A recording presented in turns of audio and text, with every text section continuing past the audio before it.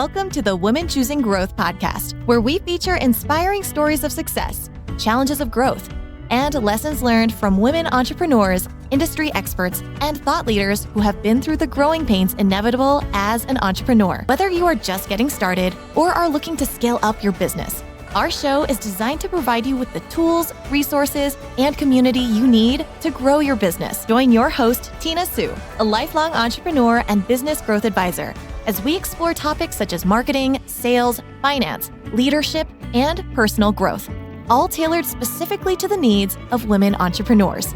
So if you're ready to grow your business faster and smarter, then this podcast is for you. Thanks for tuning in, and let's get started. Welcome back to another episode. Today we are talking all about premium pricing. Etinosa Agbonlahor is a behavioral pricing strategist and CEO of Decision Alpha, where she helps service-based businesses price their offers with clarity and confidence. With a background in global finance and behavioral economics, Etinosa teaches founders how to stop undercharging, build premium pricing with integrity, and communicate their value without apology. She's been featured in MarketWatch, Morningstar, and top entrepreneur platforms, and is the author of How to Talk to Your Parents About Money. She also hosts Her First House, a podcast on real estate, wealth, and financial clarity. She comes to us today and gives actionable advice on how to not only audit your pricing, but if you need to make changes to your pricing, which she says you probably do, how to go about making those changes, and helps curb any fears that you have about losing clients if you do increase your pricing. So without further ado, let's bring her on the show. Welcome back to another episode, ladies. I'm so excited to dive in with our expert today, because this is for anyone who has ever second-guessed their pricing, gets nervous when thinking about pricing their products or service, or just simply turns a blind eye to it. So we have with us today an expert in all things pricing, the secrets to charging a premium. We have Etinosa. Welcome to the show.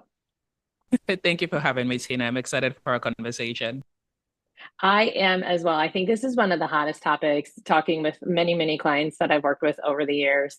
And it's a common conversation, right? Are you pricing enough? A lot of people just check to see what their competition is, and that's not a strategy. I know you'll share that with us today. But before we really dive in, I know you've built your career around behavioral economics and pricing. What sparked that passion for helping entrepreneurs in this challenge of pricing? It really came from, so I built my career on behavioral economics, worked with a lot of big financial organizations, big banks in Australia, investment banks here in the US. And when I was thinking about building out my own firm, I talked to a lot of business owners, from small business owners to people who are running bigger empires. And I'd have conversations with them about behavioral economics and I'd be like, yeah, whatever, don't care. And then I'd talk about pricing and everyone would lean in like, oh my gosh. And it didn't matter how big the business was. It's like, oh my gosh, we're not quite sure what we're doing. We're just copying competitors. We don't know if we're leaving profit on the table. We're guesstimating. I had a session with women leaders earlier in the spring, and I asked them what came up with for them when they think about pricing. Words like dread, fear, anxiety, and these are leaders of organizations. Mm-hmm. And so it really opened up for me that getting pricing right is a need that is both quantitative, right? It's both objective, but there's a massive psychological element to it. And in fact, whatever fears a business owner has about their products, their value, it will show itself in what they charge for that product. Behavioral economics is all about studying the psychology behind how people make financial decisions. And so you can imagine there's psychology both on the side of the business owner, what should I charge for this? There's also psychology on the side of the customer. Is this valuable and how do I perceive that value? So it's kind of the perfect blend of all of the skill sets and things I had done over a decade in finance to really bring it to the pricing ecosystem and say, let me help you get this right, not just from an objective, this is what it costs, but also from a subjective, and this is how to frame it so your customers understand that perspective. Yes, and you mentioned all of the words that I've heard too, the stress, the guesstimating, which is not a strategy. I wonder why it's so difficult, because I know you're saying all different realms. This isn't a first-time entrepreneur. These are multi-millionaires, sometimes multi-entrepreneurs. They've had many businesses, and this is a stuck point for many. Why do you know where that comes from? There's a range of places where it comes from, right? Sometimes what's going on is that when you're the person who has built the business, you know the amount of effort that you put into it. And so sometimes we're stuck valuing it based on the effort we put in, right? I had a friend who built an app to help soccer moms with scheduling. And for him, it was a couple of hours on a weekend. It was like banged it out, easy, simple. Whereas for the people who it was helping, they're like, this is saving my life. This is saving me so many hours. And so he's looking at it as like, it was 8 hours of work. I'm not going to charge a lot of money for this. Whereas on the back end, people for whom it's bringing value to are like, I would pay money for this. How much do you want for it, right? Yeah. So sometimes we're stuck on looking at how much did we put into the business.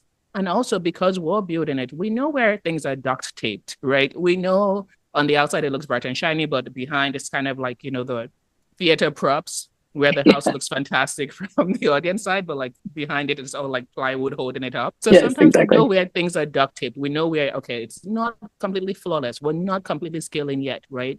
And so that knowledge of the flaws sometimes keeps us from charging the fullness of what we're worth or what our services are worth because we're so focused on it only took this much time. I know where things are duct taped. I know the shortcomings of it. And so those are some things. And then there's also just the simple fact that sometimes women specifically are not taught to see their work as valuable in the way that other genders are taught to see their work, right? And so that also plays a big role from the psychology perspective of we could be doing work that's just generating millions of revenue, right, for other people. We're helping them in really big ways. When it comes to ourselves, we're trained to keep ourselves small and to be grateful for whatever we receive and not kind of assert ourselves and assert the value that we deserve. So that also plays into it.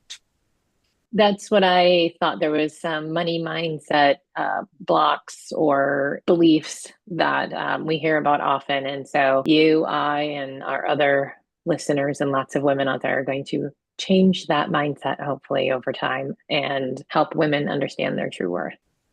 And something I want to add with regard to that is in behavioral economics, we have this, it's called a discount paradox, in the sense that sometimes when things are priced too low, people think that they're worth less. There's been studies that show, for example, they did a really cool study on aspirin, right, meant to cure headaches. When the aspirin was priced higher, more people reported that it cured their headache versus when it was priced lower. It was a placebo. There wasn't any actual aspirin in it. It was just the prices that they had toggled. And so sometimes what you charge actually viscerally affects how your customers enjoy, interact with, and get value out of your product. And that's something we all have to keep in mind. That's crazy, but believable. Absolutely. All right, let's talk about pricing. What do you see before we share some of the best practices? I would like to know what are some of the biggest mistakes? Biggest mistake, and you mentioned this in the intro, I believe, copying competitors. That is a huge mistake for a couple of reasons. I was at a VC event a while ago, and I was talking to somebody who had built this platform. There's an ops platform. She was targeting it for the defense industry. It sounded really great, and I asked her, what are you thinking about charging for it? And she's like, oh, we're just thinking we'll see what our competitors are doing and then undercut them by 10%, gain market share. And everything she did, it sounds reasonable, right? Gain market share by undercutting competitors, except it's a terrible strategy for two simple reasons. First, when you don't know that your competitors have not made pricing mistakes themselves, right?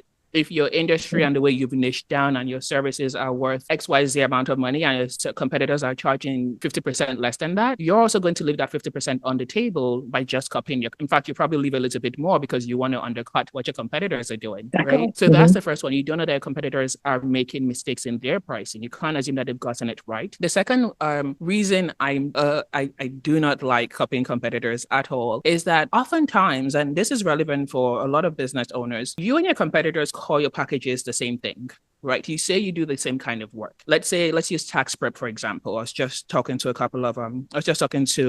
CFOs, and they might say, you and your competitors might both say, we do tax prep. right? We do tax prep and tax strategy. Except when what you do in your work is we sit down with you, we review the tax documents, we go through the drafts, we create an insights plan for next year. For example, maybe next year you really have to choose that ExCop election. You are delivering more value, whereas your competitor is going tax prep, here's a draft, like, press play. Sure. You both call it the same thing, but your value is just way more, right? And so when you go shopping with your competitors and you ask them, oh, what do you charge for tax prep? They give you a number. It's relevant for the amount of value they deliver, but it's underpriced for the amount of value that you deliver. And so it is critical when we think about pricing to consider not just what are my competitors doing. It's important to know what they're doing, but that cannot be the bedrock. What are competitors doing? What do my customers want? That needs to be the foundation. And then, of course, also, what does it cost me to run the business and, overhead and things like that, keep the lights on? I reflect back on my first stab at entrepreneurship, and I did similar. I priced right around the same as what my competition did. And we did provide pretty much the same services. But then I learned that when I charged what I wanted and needed to, the competition just raised their prices too.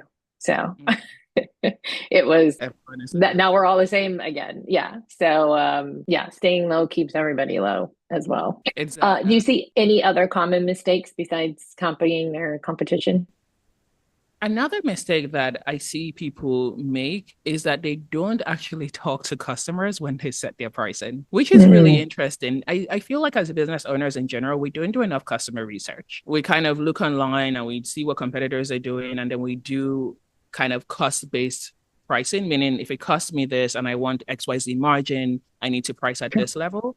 But at no real point is there a conversation with the customer to understand how are they valuing it? What is the value that they see your product, your service bringing to them? And what would they pay for that value? And so cost-based pricing can also be a form of suboptimal pricing if you haven't spoken with customers. So that's a mistake. It's kind of 2-in-1, where you're not talking to customers to really understand how they're valuing your work. And then you're keeping a cost-based kind of a cost-based measure. And what happens with a cost-based measure is that when things change, right, the economy, tariffs, something changes in the macroeconomic environment, you end up at a place where you're having to go and reactively change your pricing, as opposed to having set an intentional pricing strategy where your costs are baked in, yes, but you have so much margin and it's tied to the value you're delivering to your customers. Mm-hmm. I like that, especially for a few years ago, right after COVID, when labor just completely went above normal increases. And I saw a lot of clients there having some margin squeeze, but with that correct pricing strategy, then they would be able to absorb a little bit more of that, because that was like a global economic change of labor rates going crazy. Because the issue with that cost-based or cost-plus pricing, as you referred to with the margins, is that we create a world and we hope that nothing changes in that world, right? Yeah. And you're writing out that model of like our costs are X and we want this margin, so the price needs to be X plus. We've created a fantasy world. It assumes that there's no changes ever going to occur, so like we can keep that margin. Whereas the only thing that we're guaranteed of is that things will absolutely change, right? And so by creating that kind of cost plus strategy, you're setting yourself up for, we're always gonna have to come back and review this and change this and freak out when margins get squeezed because something changed in the world. Right. I agree with that. Set the price for the value, and also keep in mind your margins. Make sure we're covering and have a cushion for. All right, before we dive back in, I want to take a moment to talk about something that can take what you're learning today in this episode, as well as our previous episodes, and turn it into something that is real strategic growth for your business. For example, if you're feeling inspired by what you're hearing today, maybe you want to improve your leadership. Maybe you want to refine your systems. Maybe you want to build a more scalable business. Maybe you just want to get out of your own way and break free from those limiting beliefs that may be holding you back. If are you feeling that way, then you are exactly the kind of entrepreneur who will thrive in our strategic shift program. You see, it's designed for women entrepreneurs just like you, who are established, ambitious, and ready to build something that is not just successful today, but is positioned for more growth, long-term value, and freedom, right? That's why we're in business in the first place. In this program, you'll get proven framework, tools and resources, financial insights,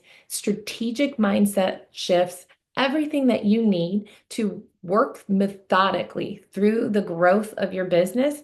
And the best part is it grows with you. This isn't a course that you just take once and has basic business information in it. This is something that has the actual tools as if you were working alongside a coach to help you build the foundation and continue to build on it year after year as you continue to scale. It's even designed to work with your leadership team once you get to that point in your business. So if you're serious about building a business that is valuable today and continues to grow in value while you're not having to work harder, then check out the strategic shift on Tina-Sue. Look for courses and look for strategic shift. So let's get back to our show. Okay, so if we're talking about pricing, where does premium pricing fall versus this is where I should be? I know there's a lot of talk about charging a premium, which would in definition be more than what you would think, what you would want. So can you define premium pricing for me?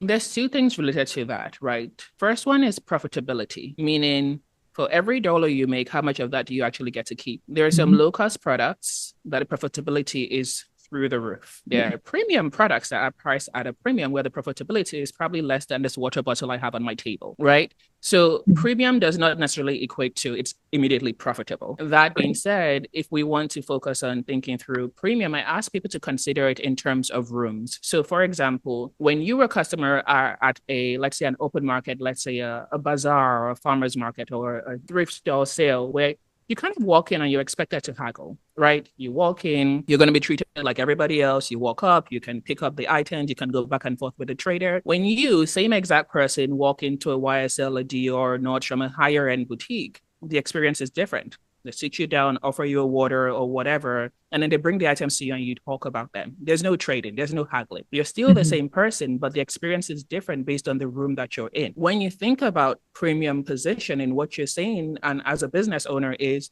which room do I want to be seen in? Sometimes it's completely fine to be in the bazaar if it's going to make you a ton of money. Go for profitability. Sure. Sometimes it's better for your brand and for the overall net proceeds, overall profitability, for you to be seen as that higher end, higher tier store. The way you define which room I belong to and how I set myself up as a premium, if it's a profitable thing to do, is differentiate yourself, right? We can talk through differentiation, but there's multiple ways you can differentiate your business. Who do you serve? Do you have special skill sets? Do you have ways of working, IP, that nobody else uses that you can kind of put your tag on and say, this is how I do business? All of that helps you differentiate yourself and say, hey, there's not a lot of people like me doing what I do. And so that allows me to charge a premium for you to come and sit in the room with me. But going back to that, the aspirin analogy I gave, or the example I gave a few minutes ago, sometimes the premium price tells the right customers that they're in the room, right? Sometimes that premium price is what people are looking for. I had a friend who's a coach, and she was a little bit worried about raising her prices to attract a certain type of like clientele. And I said, hey, they're not going to come to you if you don't raise your prices. That's just a fact. These women are looking to invest in themselves. They're not looking for the budget option. They want your service is a luxury service. You're teaching them how to get back into their body somatic practice. They will not come to you if you charge too low. It's just not going to happen. So sometimes that premium is also a way of signaling to your clientele or your target market, like, I'm the right person to come to. When you work with me, you're in the right room. I think that is a perfect analogy of going back to what you just said before, of really knowing what your customers want and what they're willing to pay without saying, hey, would you pay X? More like, how much would you pay for this transformation or this outcome or this product even, right? Yeah. And it's not always just the quantitative, right? The cost saving. Sometimes is if what you do for them gives them peace of mind, what is peace of mind worth, right? I have somebody who comes and cleans my house every so often, and there's peace of mind attached to that. There is the lack of stress of like, I don't have to deal with where the things and what everything is where it's supposed to be at all times. That's worth something to me. And that is implied in the thing that in what I pay her for that service. And so those are kind of the dimensions you want to tease out from your clients when you're having those kind of customer discovery calls. It's not just what would you pay for it. It's what, when we say it, what is the value I deliver? Aside of the obvious financial one. I love that. So those listeners who are thinking about their own pricing, where do they begin to do either an audit or know if they are priced right? Where does one begin? Mm. So the question is, how do I think about it's time for me to change something with regard to raising prices? Yeah, if and when. Like I've got pricing, how do I know if I should change it, if I'm in the right ballpark, if I'm pricing where I should be? Mhm. Let's tackle the if I should be raising my prices first, right? Let's Sure. assume that nobody wants to lower their prices. Yes, we are definitely assuming that. Don't do it. Couple of things. The first is I think it's tied to the value you deliver, right? Let's say you are a marketing agency and you have consistently been able to do, I don't know, 3 times return on ad spend for your clients, right? Let's say you are a consultant and you've been able to work with 3 really high quality clients and you deliver them specific levels of impact, right? You can look at your history and say, I have done the work, right? And if you can go and look at your results and say, I've done the work, a lot of times, especially as women, we experience what behavioral economists call regret aversion. And regret aversion is we were so scared of disappointing ourselves that we would rather not touch anything. We experience inertia, would rather not change anything than change something and have it blow up in our faces. Oh, isn't that true? And so what that means is if you look at your history and your track record and say, hey, for the last 6 months, 18 months, I've been on a solid win, like just win after win after win. Clients are happy. Everyone is doing well. The work is speaking for itself. You're probably 6 months behind when you should have raised your prices, right? And so that's a first indication. Are you doing the work well and do people value it? If so, let's think about raising prices. The second one is if your positioning has evolved, right? Meaning that you're probably now seeing more referrals coming in. People are telling other people about you. You're slowly becoming the kind of go-to person in your field for your service, etc. That's an indication that it might be time for you to start to go back and take a look at your pricing. And then the last thing to consider is also capacity, right? If you're at a place now where you're thinking about hiring, or you really have to think if you want to take on this new client because you've got so much other work to do, demand and supply interactions, right? It's a good time for you to go, should I raise the cost of this? Because then that's going to affect the amount of profitability I have. I might see less clients, but they will all be more profitable. And overall, I'll still earn more money. So those are some indications.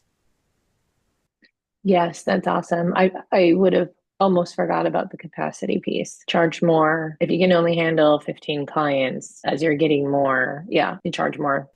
Yeah, and there's a little bit of loss aversion in that as well, because there's this deep-rooted fear that we all have that if we raise our prices, all of our clients are going to flip the table and walk away.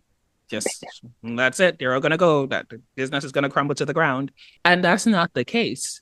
Like there's a really interesting study on this, and I'll dive into it very briefly. But researchers would go up to folks who had just put like on their grocery shopping, they just put like a box of cereal or something into their baskets, and they would ask them, "Hey, that cereal you literally just put it into your basket. How much was it? Don't look at the just tell me how much you think it was." 20% of people, zero clue. 50% of maybe it's like this much. They were off by like 10 or a couple of cents, and then the other percentage, I think, it's about 30% of people were completely wrong. When that item was on sale, meaning when it was an item, when it was at a price that it usually wasn't, 60% of people, zero clue. Just could not fathom a price that the thing that they just touched and put into their basket was, no idea. Whereas the 40% of people who did try to guess what that price was, half of them were wrong. All of that saying, clients are not walking around with like a magnifying glass waiting for you to raise your prices and then they'll immediately dictate that and like flip the table. We all have things to do. And in the world we live in, we've all been trained around the fact that prices will change. Netflix prices will go up all the time. So does Disney Plus. Things will change, prices will be raised. And so this fear that we all hold on to, it's kind of like a security blanket of like, if we raise prices, that's it, the business is, that's it, we're done. It's unfounded. It's really not based on reality, but it's still tied to that loss aversion as well. I love that study. I am one of those people who would be in the same boat of not paying any attention to the things I buy in the grocery store. When I read that, I tried to play that game with myself where I went grocery shopping and then I tried to guess, based on everything in my cart, how much it would cost. Zero clue. Yeah. Is it The Price is Right? right? It's been a long time since I watched The Price is Right, but I feel like that was also one of those strategies where you could win if you guessed the product number, pricing and stuff. I failed every time. And even in the days when I definitely was more conscious of my bank account, it didn't matter. I still don't know, because if I needed cereal, I needed cereal. Can you share? I always love real life stories. Do you have a client story of where they changed their pricing and it really transformed their business and their life? Yes, this is really funny because we're just talking about this on LinkedIn. Raised their prices by 15%, and they thought that everyone would leave them and it would drive nothing at all. The research actually shows that on average, a 1% price increase can drive 11% in profit. But that conversation had to be had around, it's going to be fine. You're not paying that attention. Here's a specific script you can use. This is the way it's going to work. And also, let's worst case scenario this, right? Let's take all your customers, segment them out, because not all customers need to stay. Sometimes as your work improves, as the value you deliver improves, necessarily some clients need to work with somebody else. And that's okay, because your profitability goes up and you're not having to invest as much time with so many people. It's actually not a bad thing. Healthy retention means a healthy business means some customers are leaving every so often. It's actually healthy. It's like I tell people, it's sort of like a pond, right? Stagnant water, everyone is there with you and no one has changed. In a while, there's no growth yet. Sometimes things have to move back and forth, right? So kind of walk them through, did that analysis of okay, this kinds of people leave. This is what it might look like. This is the bottom line. No, it was kind of funny. Nobody left, right? But not even the ones we were okay with leaving. But a lot of times the work is not just, this is the right price. A lot of times the work is, let's walk you off the ledge and all the fears and address that as well.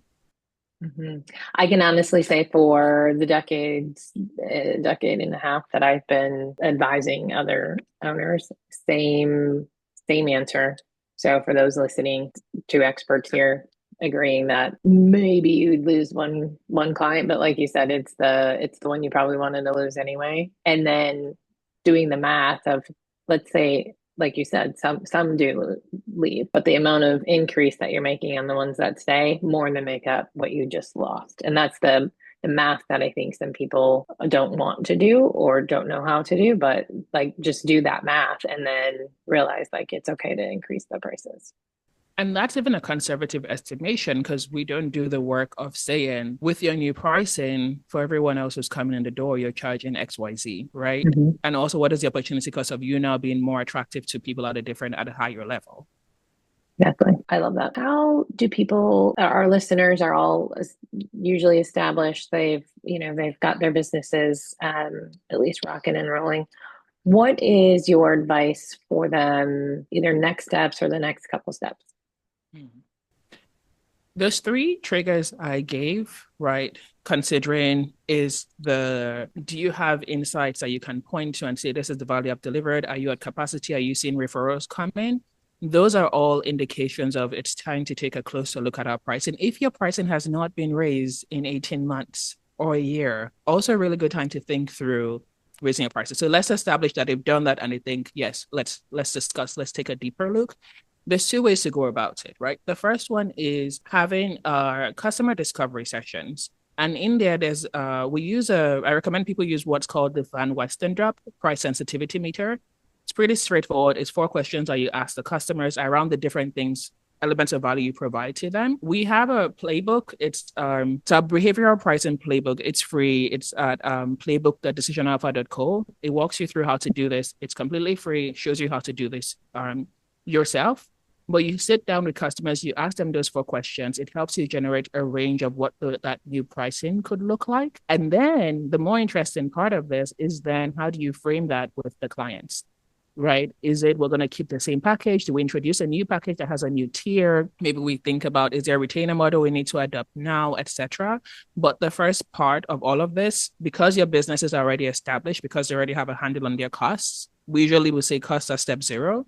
Because you already have a handle on their costs, get the playbook. It walks you through how to do this pricing research yourself with customers, or reach out to us and we're happy to have that conversation as well. We'll definitely put that link in the show notes for our listeners. Any other advice that I haven't asked you about today? I'd love to touch on the behavioral economics, just like maybe one or two things that they could do Sure. that might be interesting for them. The first one is around thinking through anchoring. Right. So an anchor is a random number out there in the world that we use to inform and influence our decisions. For example, most people, when they think about, if you're incorporating and thinking about 401k contributions, most people contribute at the level that your company matches. So if your company does a 7% match, most people will contribute 7% of their salary into a 401k. That 7% is an anchor, because where did it come from? It's just a random number as far as they're concerned, but it's informed and influenced their decisions. And so when customers and when your listeners are thinking about putting pricing in front of their clients, if they have packages, sometimes it's worth putting the higher price package first, because you kind of get your customer thinking about, oh, it's going to be like this much. And then if there's a package you actually want most people to go into, if it's a little bit lower, then you show them that next. That could have some effect on what they choose. I always also tell people it's better to have your customers decide between options than it is to put a binary option in front of them. Binary option is, do you want to work with me? Yes or no? And this is how much it costs to work with me. Choice sets such as, you can work with me and we have this package, we have that package, and we do this third thing. Which one works for you? Moves your customer from thinking, do I want to work with her? Yes or no? Into which choice makes the most sense. So those are very simple things. And also think about like cognitive ease. Most of us in general in this country, we're at a 12th grade reading level. So if you've got technical jargon on your pricing page, you're talking about optimization and this and that, it's probably overwhelming your clients. Simplify it down. If you have a 12th grader, put it in front of them. If they understand it, you're good to go. I like also that. think about the value of simplicity in helping your customers make that decision to work with you. I love that as well. Have you ever heard of the 80-20 rule when it comes to pricing? I've heard of the 18-20 rule in general. Yes. There was a speaker a few years ago. I wish I knew because I would give him credit, but it really stuck with me, and it's actually worked for many clients. The concept, I would love your opinion on this. The concept was that when you, and this works for businesses that actually control how many like leads that they have, right? So if you're a retail and waiting for people to come in the door, wouldn't be the greatest thing. But basically, out of all of the people that you've offered your services to, so sent a proposal or given the pricing to, if more than 80% of those people agree to work with you, your price is too low. If it's less than, your price is too high. So on average, it should be hanging right around that 80%. Yeah, I thought that was pretty profound, and I've used it on a few clients, and that were, oh my gosh, I'm crushing life. I'm closing everything. Awesome. We need to raise your prices because like if you're closing 9 out of 10 deals, you're priced too low. So yeah, it was just that 80-20 rule that I've used. Definitely. It goes back to supply and demand, right? If you're at a place where you're at capacity, everyone is saying yes, the bursting at the seams, it's time to take a look at that pricing, right? The supply and the demand conversation. But I haven't seen any research around that, but it does make sense as a heuristic, right? It makes sense intuitively that if everyone is saying yes and making it too easy for everyone to say yes. And our goal in the business, we talk about this healthy business framework, and we say healthy business does 3 things. You're acquiring new customers consistently. The customers who work with you keep improving their value to you over time, which is either they increase spend over time or they're doing referrals. They're in some way, shape, or form, helping your business. And then the last one is that the folks you shouldn't be working with anymore, the right types of customers are leaving. And so it's that stream consistently. And so going back to the 80-20, it is that sense of overall, is there a healthy free flow, right? If everyone is coming in and no one is leaving, time to have a conversation.